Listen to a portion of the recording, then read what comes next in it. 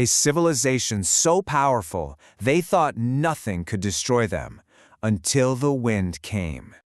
Okay, let's dive into this explainer. Today, we're stepping way back into an epic, ancient history. We're looking at the cinematic and, frankly, almost unbelievable rise and fall of the people of Ad. This was a lost desert civilization that built these massive, towering structures and achieved a level of dominance that was just unimaginable. But then, they were completely wiped from the face of the earth. The sheer contrast between their immense pride and their sudden, devastating destruction, it's literally a masterpiece of historical warning. So, how did a nation so incredibly advanced become nothing but a whisper in the sand? Let's find out. Part 1. The Mighty Civilization of Ad, a Legacy of Iron and Stone. So, following the Great Flood of Noah, the surviving believers multiplied, and from them emerged a community known as the Ad. And they didn't just survive, they thrived. They completely transformed this vast, sweeping desert landscape into a lush, fertile, green land, just overflowing with breathtaking gardens and running springs. The sheer scale of their blessings was totally unmatched. I mean, we're talking about men who were described in the sources as having bodies like iron. They had unrivaled military strength. They literally conquered everyone they encountered, and they feared absolutely no one. Add to that valleys filled with abundant livestock, and these gigantic, towering castles they built right on top of high mountains. They were, without a doubt, the ultimate superpower of their time. But here is exactly where the tragedy begins. On one hand, you have all this vast wealth and power. They're building these towering houses and palaces as if they're going to live forever, like they're completely immune to death. But on the other hand, it was a totally wasted purpose. They basically spent their lives on nothing but eating, drinking, playing, and just amusing themselves. All that immense intelligence, their incredible skill in architecture, it was entirely wasted on worldly distractions. There was absolutely zero spiritual gratitude to the Creator who gave them all these blessings in the first place. Section 2. Arrogance and idol worship. The descent into tyranny.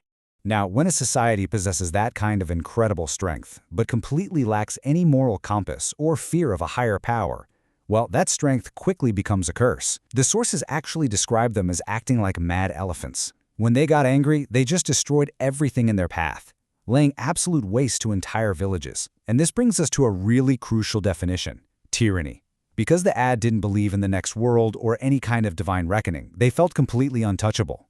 I mean, what was going to stop them from wronging the weak? Absolutely nothing. The high and mighty among them just fed off the defenseless, roaming their massive stone palaces like wild animals, terrifying anyone who dared to stand in their way. And then we see their ultimate, really tragic flaw.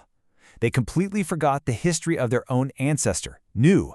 They forgot the flood. Instead of looking up, they looked down at the earth, and they started carving stone idols with their very own hands. Can you imagine the sheer ignorance of that? The Creator made them masters of stone, right? Able to build these massive, impenetrable castles. But they willingly chose to become slaves to those exact same stones, literally falling down to prostrate before rocks they had just chiseled the day before. Moving to Section 3. The Call of Hud, a voice of calm reason. Now, the Creator doesn't like corruption on earth, and He doesn't punish without warning. So He sent them a messenger from among their own people, a man named Hud. Born into a noble family, Hud was known by everyone for his high intelligence, his virtue, and his calm reason, right in the middle of a society of arrogant giants.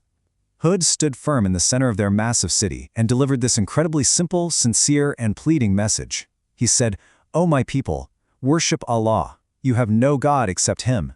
He was appealing directly to their logic, asking them how they could possibly worship lifeless stones that can neither hear nor speak, while turning their backs on the one who gave them their immense physical strength, their crops, and their incredible civilization.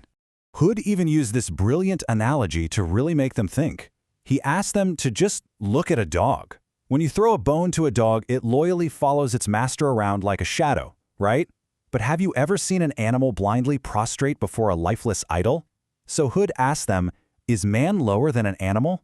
Why would human beings who are blessed with such high intelligence abandon their ultimate provider for something that can bring neither harm nor benefit? So the crucial point is that Hud made it abundantly clear he had no ulterior motives here. He wasn't after their towering castles or their overflowing wealth. "I do not ask you for any wealth," he told them. "My wage falls only on Allah." His only concern was their spiritual salvation. He warned them with deep, deep compassion, pleading with them almost like a brother, trying to explain that faith wouldn't decrease their riches, it would actually bless them. Section 4. Rejection and mockery. Blinded by pride. Sadly, all that compassion was just met with a giant wall of arrogance. The elites of the Ad, who were totally intoxicated by their own worldly power up in those mountain fortresses, they just looked down at Hud and laughed. They called him a fool. They even claimed he was suffering from some kind of mental disease, cursed by their stone gods. And their stubbornness reached this terrifying level of impudence. When Hud warned them of a dreadful day of punishment, they didn't just ignore him, they actively challenged him. They looked him right in the eye and dared the divine, saying, "We are waiting for that punishment and want to see it." Feeling so incredibly safe in their iron-like bodies and giant stone walls, they were literally inviting their own destruction. Section 5. The storm of destruction. The false hope. This is where the atmosphere really begins to shift. It didn't start with a sudden crash. It started with an agonizing drought. The skies just dried up and those lush green valleys totally withered. Suddenly, these proud, invincible men were reduced to desperately scouring the blazing sky every single day, just yearning for a single drop of rain. Then, one day, they looked out at the horizon. A dark, massive cloud appeared in the distance, and it was rolling right toward their city. Imagine the incredible tension finally breaking into sheer joy. The arrogant people of Od poured out of their castles, pointing up to the sky, rejoicing. They thought they were saved. They really thought their power had won out once again. But Hud, standing right there amidst the celebrating crowds, saw the terrifying reality. He delivered a chilling warning to them. This is not a cloud of mercy. It is a wind containing a painful punishment.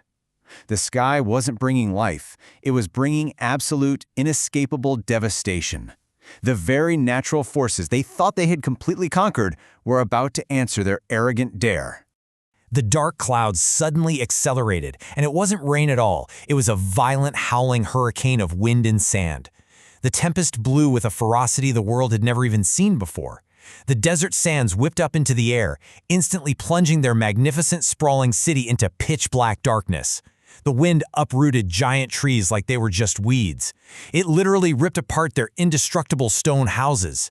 Animals were flung straight into the sky. The people ran screaming into their homes, bolting the doors, just clinging to the walls in sheer utter terror.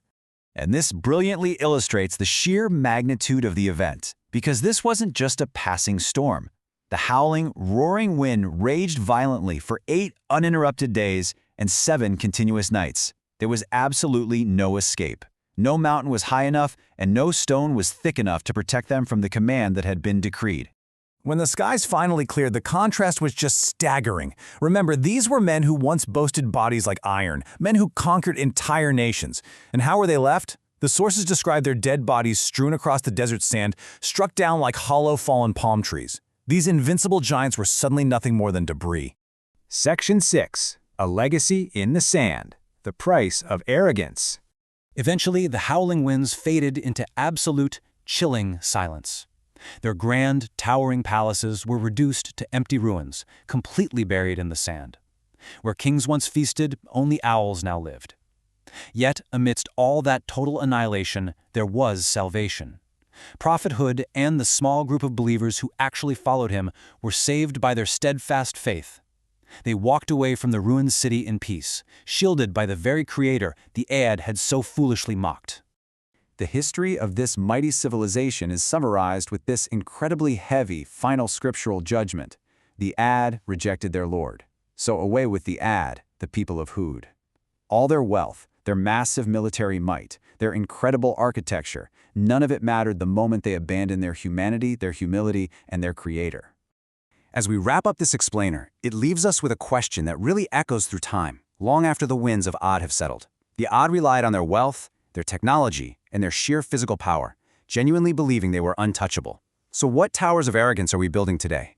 What are we relying on that makes us feel invincible? And are we maybe forgetting the ultimate source of our blessings? Think about that, and I'll see you in the next explainer.